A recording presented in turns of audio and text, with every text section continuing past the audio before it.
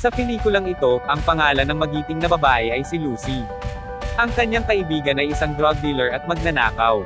Patuloy pa rin itong gumagawa ng masama at siya ay may binigay na lalagyan kay Lucy. Tinuro ang hotel na pagdadalhan at sinabing ibigay mo ito sa papasok sa hotel.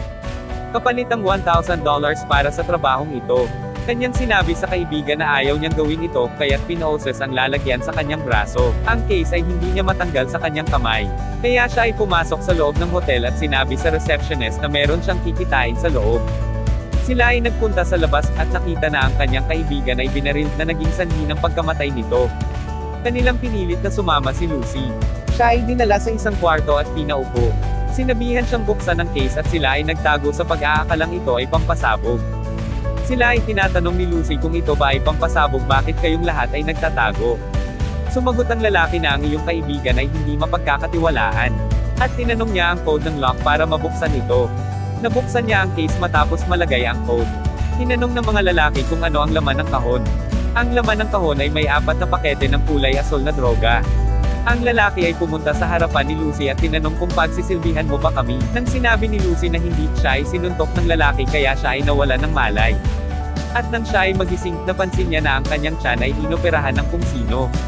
Inisip niya na siya ay tinanggalan ng kidney o anumang parte ng kanyang katawan. Hanggang isang lalaki ang nagsabing walang tinanggal sa kanyang katawan. Ang isa sa 4 na droga ay nilagay sa kanyang tiyan. Kapag ang droga ay nailabas na sa iyong tiyan, ikaw ay malaya na.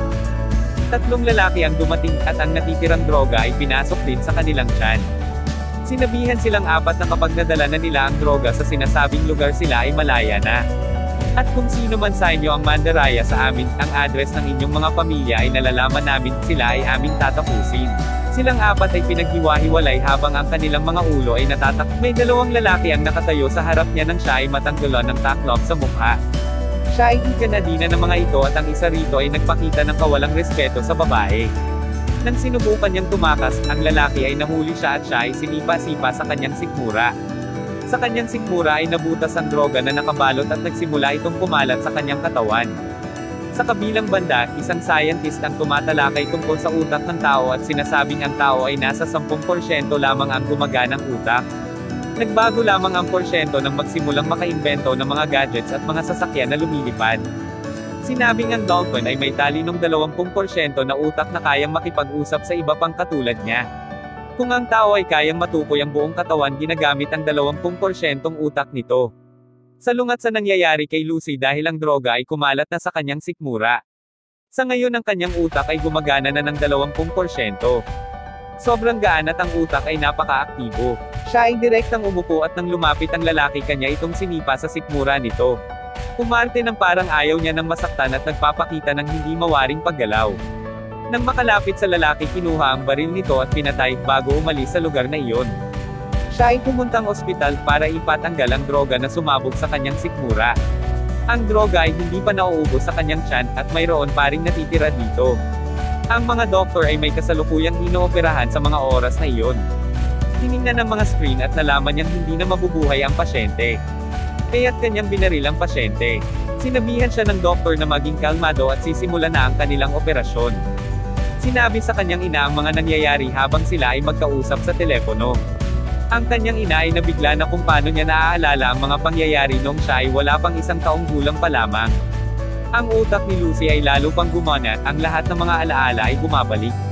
Pinutol na ni Lucy ang pag-uusap ng matanggal na ng doktor ang droga sa kanyang tiyan. Tinanong ang doktor kung ilang droga pa ang naiwan sa kanyang sikmura. Sumagot ang doktor na kalahati sa laman ng packet at gusto kong malaman kung ano ito. Sinabi sa doktor na ito ay isang CPH4 na droga. Ang doktor ay nabigla na marinig ito. Sinabi ng doktor na ito ay parang isang atomic bomb, narinig sa iba na ito ay may sangkap na tao sa paggawa nito. Hindi makapaniwala ang doktor na nabubuhay pa siya matapos ang pagsabog ng droga sa kanyang katawan. Ngayon hinahanap ni Lucy ang taong naglagay ng droga sa kanyang katawan upang makapaghiganti. Nang mahanap ito ay tinanong kung saan dinala ang 3 pang mga droga. Ayaw nitong sabihin sa kanya kaya't hinawakan ang kanyang ulo at binasa ang isipan ng lalaki upang malaman kung nasan ang lokasyon ng iba. Nang malaman niya ito ay nasa bansang Rome, Paris at Amerika. Pumunta sa kanyang kaibigan at nanghiram ng computer. Hinanap niya ang lalaking nag-aaral tungkol sa utak ng tao. Sinabi sa professor na gusto siyang makausap dahil nabasa niya ang mga pag-aaral nito. Natatawang sagot ng professor at sinabing alam mo ba lahat ng aking mga sinulat. Sumagot siya na ito ay may 6,734 na pahina. Hindi makapaniwala ang professor sa kanya. At sinabi niyang siya ay may CPH-4 sa kanyang sikmura kaya't ang kanyang utak ay gumagana ng higit sa inaasahan. Sinabi niyang siya ay gumagamit ng 28% ng kanyang utak at siya ay may natitirang 24 na oras para mabuhay. Kaya kung gamitin ang 100% ng aking utak at makontrol ang katawan gamit ang iba katauhan pati na rin ang iba't ibang mobile gadgets. Ako ay hindi na nakakaramdaman ng sakit. Tanging physics, mathematics at science lamang ang pumapasok sa aking utak. Ano ang aking gagawin tanong nito? Sinabi sa professor na ako'y babalik makalipas ang 24 na oras. Si Lucy ay umalis para hanapin ang 3 nagdadala ng droga. Ang kapangyarihan niya ay kayang magpaluutang ng mga tao sa hangin.